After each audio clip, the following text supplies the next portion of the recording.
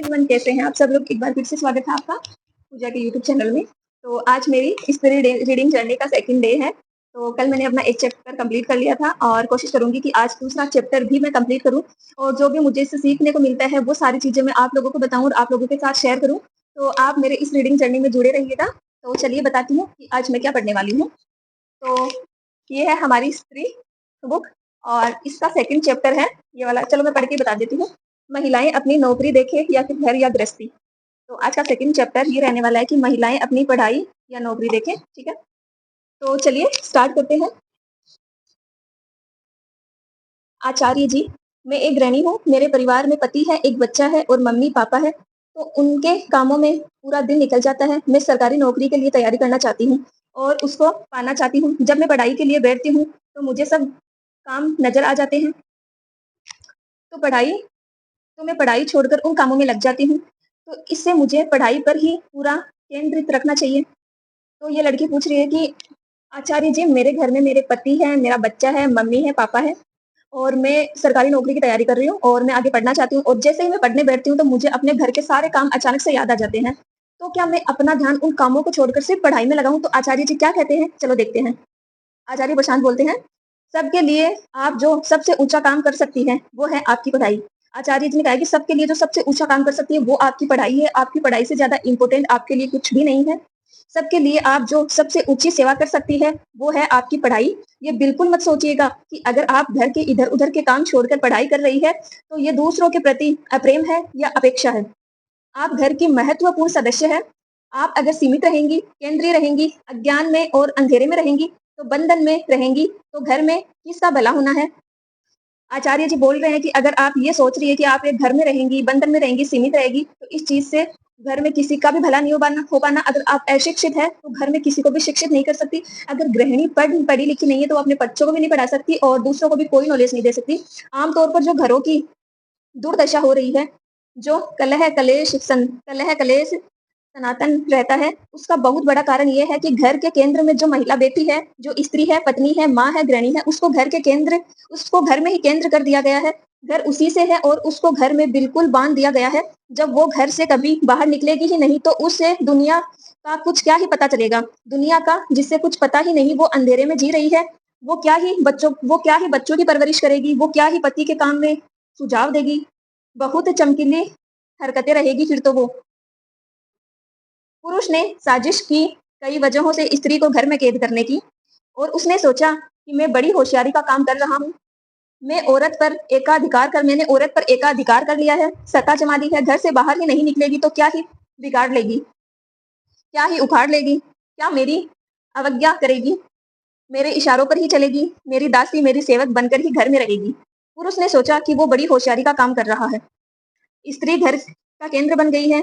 तुमने अगर उसको बंधन में रख दिया है तो अशिक्षित रख दिया है, पूरा घर बर्बाद होगा। पुरुषों को प्रताड़ित पुरुष पर ही बहुत भारी पड़ेगा। पुरुषों का यह फैसला पुरुषों पर ही बहुत ही भारी पड़ने वाला है।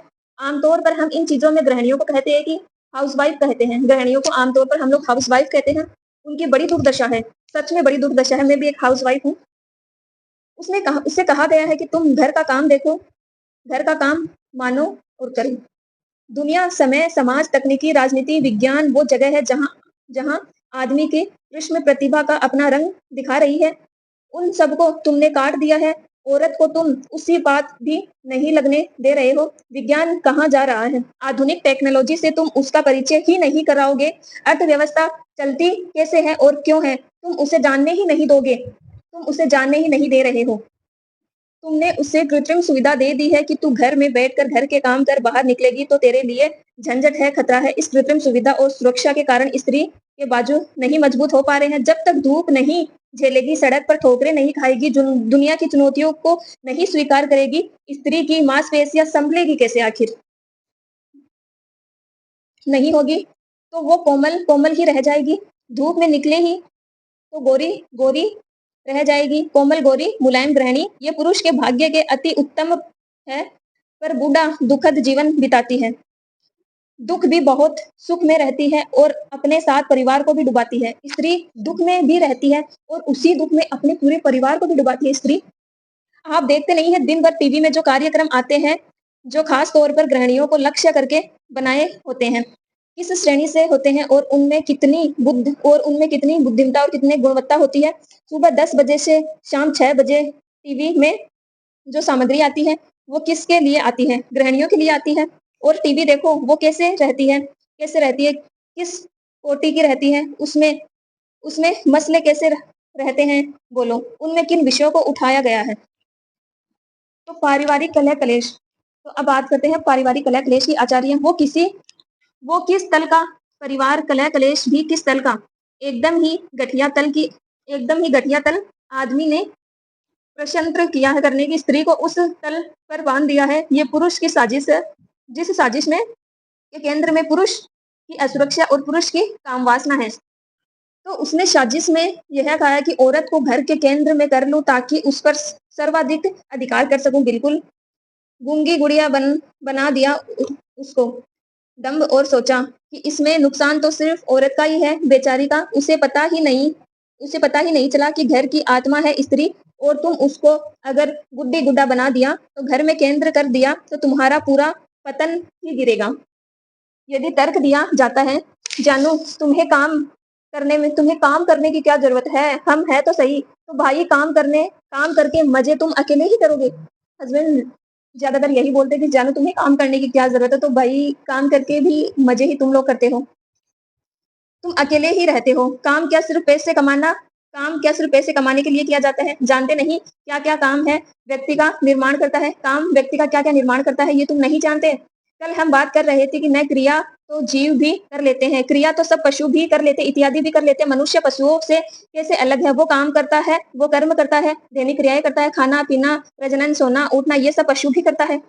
आदमी और पशुओं में अंतर ही क्या रह जाएगा, आदमी कर्म करता है, आदमी को मुक्ति चाहिए। तुमने स्त्री से कर्म का अधिकार ही छीन लिया है। तुमने स्त्री से कह दिया है कि तेरा काम सिर्फ तू रसोई साफ सफाई रख, तू बिस्तर बिछा, तू पोतड़े धो और फिर टीवी देखने बैठ जा, ये तीनों निपटा ले फिर टीवी देख ले। स्त्री का इतना ही काम रह गया है घर में कि तू झाड़ू लगा, पोछे लगा, बच्चों के पोतड़े धो ले और टीवी देखने बैठ जा। क्या स्त्री का इतना ही काम रह गया है? तुमने स्त्री को ठीक से इंसान भी नहीं बनने दिया है, तुमने स्त्री को ठीक से इंसान भी नहीं बनने दिया है, बड़ा शोषण किया है। और ये बात बच्चियों में बचपन से ही डाल दी जाती है कि तुम्हारा काम है दूसरों की सेवा करना।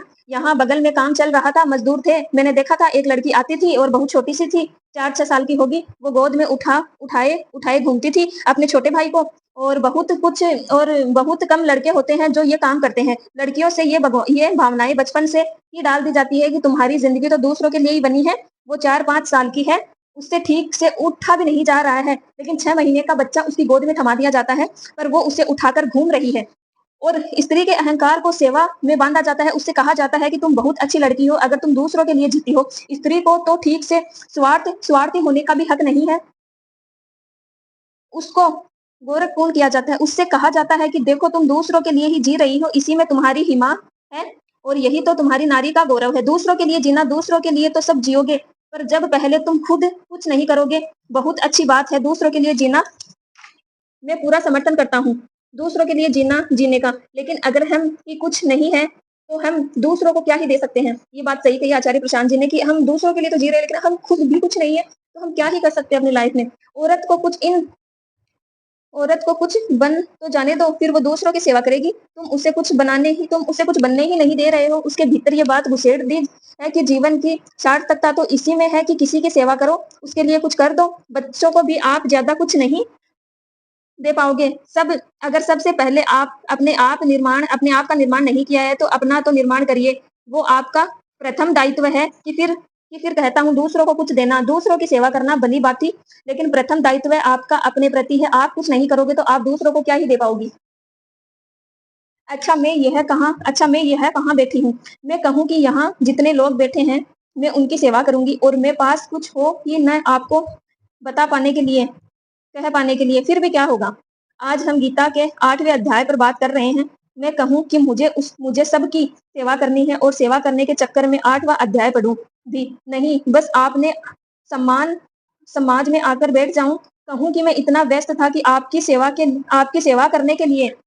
ये बहुत अच्छी बात कही है आचार्य प्रशांत जी ने कि आप अपने परिवार को, लोगों को ये कह सकते हो कि आपकी सेवा करने के लिए मुझे गीता का 8वां अध्याय पढ़ना है, और आप उसी सेवा समिति में आके बैठ जाओ और कहो कि मैं आपके लिए 8वां अध्याय ही पढ़ रहा था।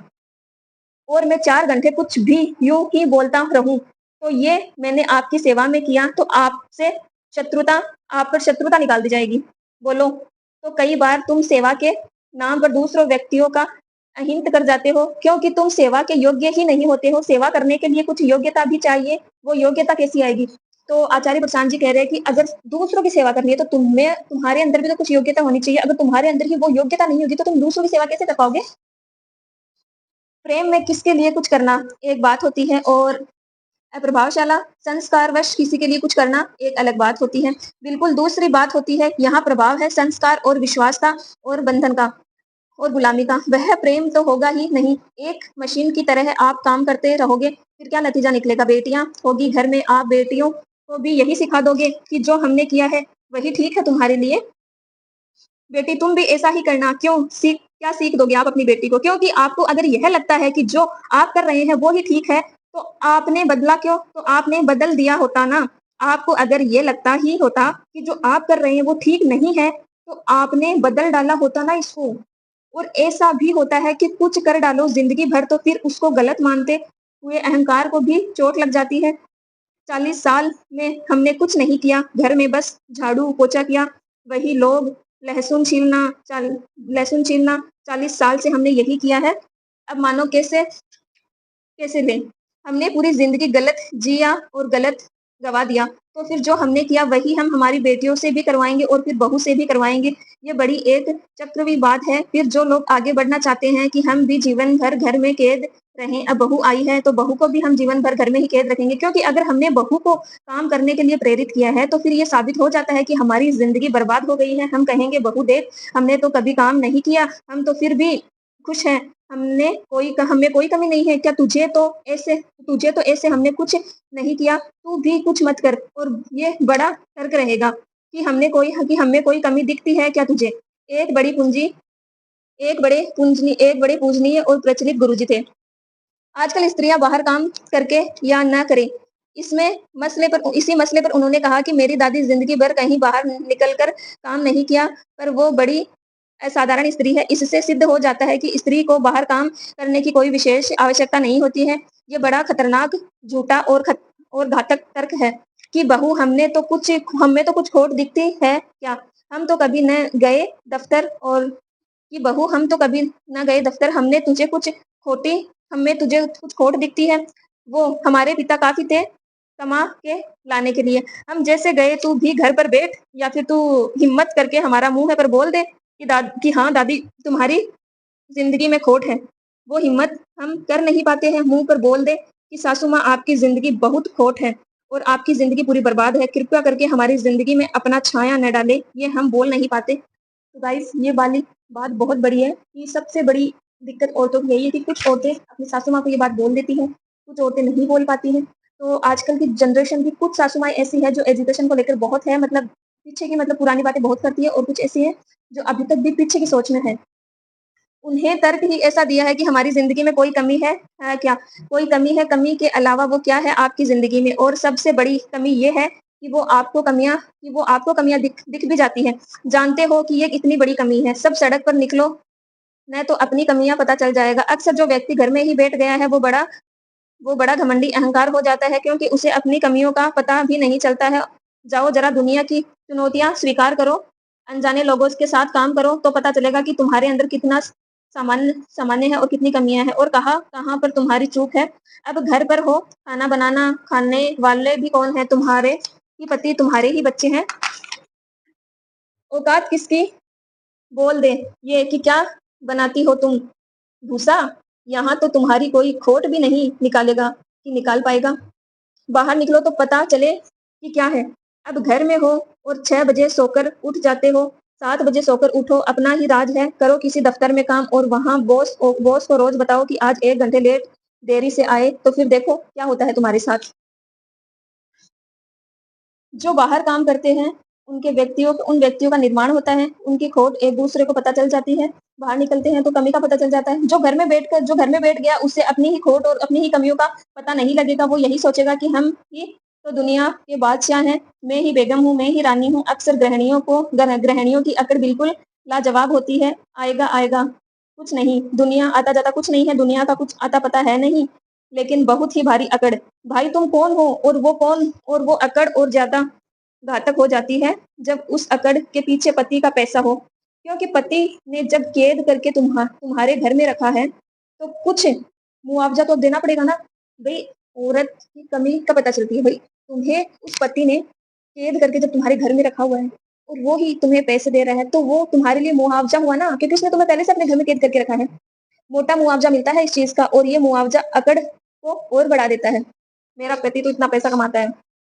पति में फिर भी कुछ विनम्रता होती है, क्योंकि वो बाहर काम करता है, घर में जो बेटी है वो तो अकड़ अकड़ ही रहेगी। और फिर एक स्थिति ऐसी हो जाती है कि 5-10 साल बाद बीतने के बाद उसको हाथ में लाकर नौकरी दे दो, तो तभी वह नहीं करेगी। क्यों? उसको घर में बैठकर खाने की आदत लग जाती है। अब तुम उसे हाथ में लाकर दे दो नौकरी कि ये लीजिए नौकरी लगवा दी है, कृपया करें बाहर निकल कर काम, तो वो कहेगी ये हमारी गोरी मुलायम लाख देखी। अब हम बाहर निकलकर अजनबियों से पैसे लेंगे? हमारे इतने बुरे दिन नहीं आए हैं। वो हमारे पति तो हर महीने 1 तारीख को गड्डी लाकर सीधे हमारे हाथ में रख देते हैं कि तुम ही हो विनम्र गृहिणी सब कुछ।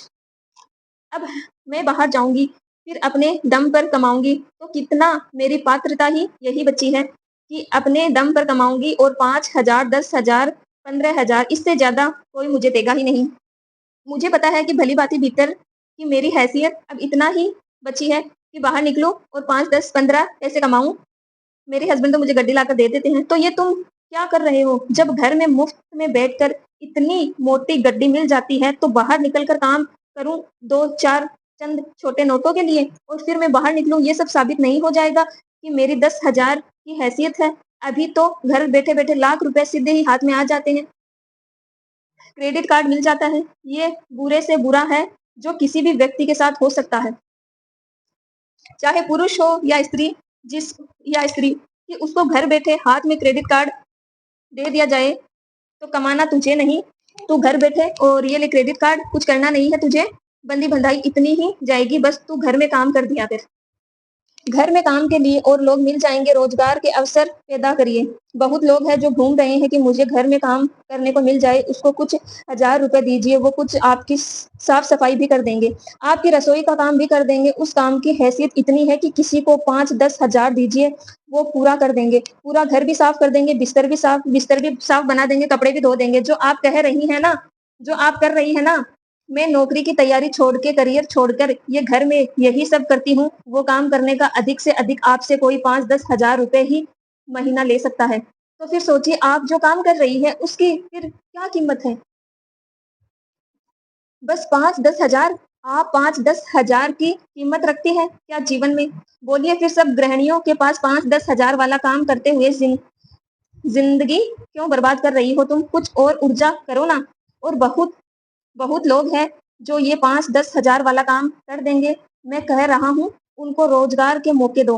वो बेचारे गरीब सड़कों पर घूम रहे हैं, उनको मौका दो कि वो आकर झाड़ू-पोछा कर दें, कपड़े धो दें, खाना बना दें। तुम थोड़ा बाहर निकलो, और ये बड़ा पाप हुआ जा रहा है। तुम जो काम करते हो वो 5-10 हज़ार का काम है, उसके बदले में क्या लेते हो? पूरी मोटी गड्डी और 10 से 6 तक का टीवी।